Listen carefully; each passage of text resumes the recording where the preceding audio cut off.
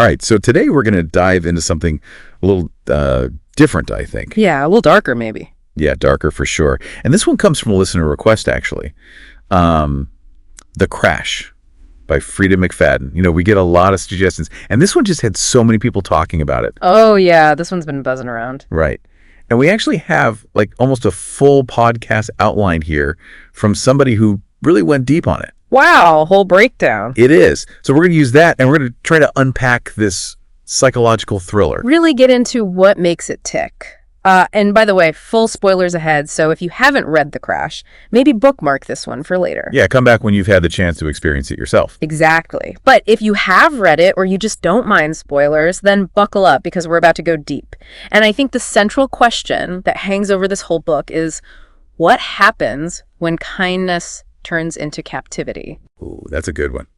Okay, so the story starts by introducing us to Tegan Werner, who's pregnant and in a pretty tough spot. She's carrying the child of this wealthy guy, Simon Lamar, who wants to keep his involvement totally hush-hush. Yeah, he's all about that secret money, paying her off to just disappear. Right, and it immediately makes you feel for Tegan, right? Like she's already in this vulnerable position. Totally. You see how this whole situation is already so unequal, you know? Lamar's hiding in the shadows, pulling the strings, and Tegan's left to deal with the consequences. And it kind of sets the stage for what's to come, right? Like how easily someone can be taken advantage of when they're already struggling. And then boom, the crash, literally. Her car spins out in the snow. I mean, talk about a classic thriller trope, right? Isolated, vulnerable, in the middle of nowhere. It's so effective, though, isn't it? It's that sudden shift, that moment when everything goes sideways. And the snow, the cold, it just adds to the feeling of helplessness. Yeah, it's like nature itself is against her. Right. And this is where Hank and Polly enter the picture. Seemingly good Samaritans coming to her rescue. They take her in, offer her shelter. You'd think, okay, maybe a stroke of luck in all this mess. But of course, it's not that simple, is it? This act of kindness quickly takes a dark turn, and it's Polly who really starts to take control, exerting her influence over Tegan. It's so subtle how it happens, though. Like at first, it seems like Polly's just being caring, looking after her. But little by little, it becomes clearer that those boundaries are being blurred. What felt like help starts to feel like obligation, then like straight up control. Yeah, it's like a slow creep, almost like a frog in boiling water. Exactly. You barely notice the changes until it's too late and you're trapped. I think that's one of the scariest things about the book, how realistic that manipulation feels. Like this could happen to anyone, you know? Then comes the discovery of the locked basement. Talk about a moment where your heart just sinks.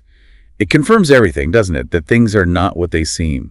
Oh man, that basement. It's like a physical representation of all the secrets, all the darkness that's hidden beneath the surface.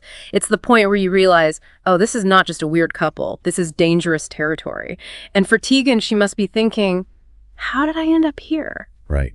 And we start to get these glimpses into Polly's motivations, and it all seems to revolve around this intense delusion she has about Tegan's baby, like she's fixated on it.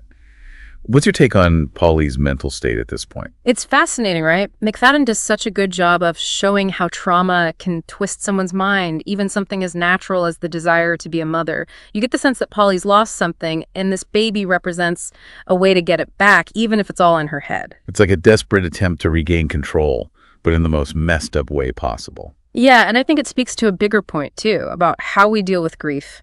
How unaddressed pain can fester and manifest in these really destructive ways. And then there's Hank. I mean, he's not actively tormenting Tegan like Polly is, but his inaction throughout all of this is almost as disturbing. It's like, is he just choosing to ignore what's happening? Is he afraid of Polly? Whatever it is, his passivity makes him complicit. He's enabling her, even if he's not the one holding the keys. It makes you wonder, would he be doing anything differently if Polly wasn't in the picture? Right. And it really makes you think about the role of bystanders in these situations. Like, at what point does staying silent become just as bad as actively participating? Heavy stuff. Yeah. But in the middle of this nightmare, Tegan starts to change. She's obviously terrified and vulnerable, but then you see these flashes of resilience, this strategic thinking starting to emerge. It's like she's forced to adapt, to become resourceful just to survive. Wow. She's observing Polly, looking for weaknesses, trying to figure out how to play this twisted game. You can almost see the wheels turning in her head. Yeah, it's pretty impressive, actually, considering the circumstances, right? She's trapped, she's pregnant, but she's not giving up. Yeah. And the fact that she's even thinking about escape, it's a testament to the human will, you know? It's like that primal instinct to survive kicks in, and she becomes so much stronger than she probably ever thought she could be. Absolutely. And her pregnancy, which you might initially see as another vulnerability, actually becomes this source of strength. It's like fuel for her fight. Right. It's like she's not just fighting for herself anymore, she's fighting for her child's life too. And that leads to her trying to manipulate Polly, right? Oh, yeah. To find a way out of this mess. It becomes this high-stakes psychological chess match. It's so tense. You're just waiting for her to make a mistake, for Polly to catch on, but she's walking this tightrope, trying to gain Polly's trust, maybe even her sympathy, while secretly planning her escape. And then the story takes us to the cabin. Talk about isolation, right? It gets even more intense. Polly's preparing for the birth in this remote, secluded place. It's like the walls are closing in, both literally and figuratively. The cabin just adds another layer of creepiness to the whole thing. It's like this prison disguised as a cozy retreat. And the fact that Polly's so focused on the birth, it's just twisted. It should be this joyful event, but it feels like the ultimate violation. It's like she's trying to create this warped little family, with Tegan as this unwilling participant. But Tegan does manage to escape, thank goodness. Can you talk about that moment, how she finally breaks free from Hank and Polly? It's such a relief when it happens. You've been rooting for her this whole time, and finally she sees her chance and takes it. And the aftermath, her arrival at the hospital, it's almost surreal. Like she's back in the real world, but the trauma, the psychological scars, they're still there. Right, she's physically safe, but the healing process is just beginning. Let's talk about the characters a bit more. Tegan's journey is really at the heart of this book. We see her at her most vulnerable, and then we watch her fight back. What do you think her story tells us? I think it's a powerful testament to the human spirit, you know? She's thrown into this unimaginable situation, and against all odds, she finds a way to survive. It shows that strength can come from the most unexpected places. And her decisions, especially at the end, when she's faced with what to do about Simon Lamar and the baby, they really showcase her newfound independence and her fierce protectiveness. And Polly, she's such a complex character. Her mental state is so central to the horror of the story. It's not just that she's cruel, it's that her actions are driven by this deep internal pain. What do you think McFadden is trying to say about her? I think Polly's a cautionary tale, right? A study in how trauma can warp someone's reality. Her actions are monstrous, yes, but they're rooted in grief, in this profound sense of loss that's consumed her. It's a reminder that even in the darkest corners of the human mind, there's often a story behind the behavior. Yeah, and it makes you think about how we treat mental health, how important it is to address trauma before it manifests in these really harmful ways. Absolutely. And then there's Hank. He's such a shadowy figure. I'm still not sure what to make of him. He doesn't seem like an inherently bad person, but his inaction makes him so complicit in everything that happens. It's like he's paralyzed by Polly, or maybe by his own fear.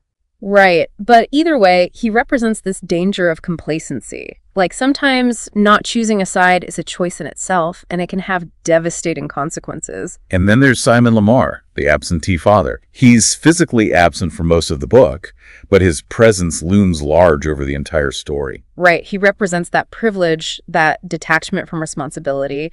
He thinks he can just throw money at a problem and make it disappear. And it's that attitude that sets this whole chain of events in motion. Let's talk about some of the broader themes in the book. Isolation is obviously a big one, both physically and emotionally. How do you see that theme playing out? Isolation is almost like another character in the story, right? You've got the snowstorm, the remote location, and then there's that emotional isolation that Tegan experiences, especially with Polly constantly manipulating her.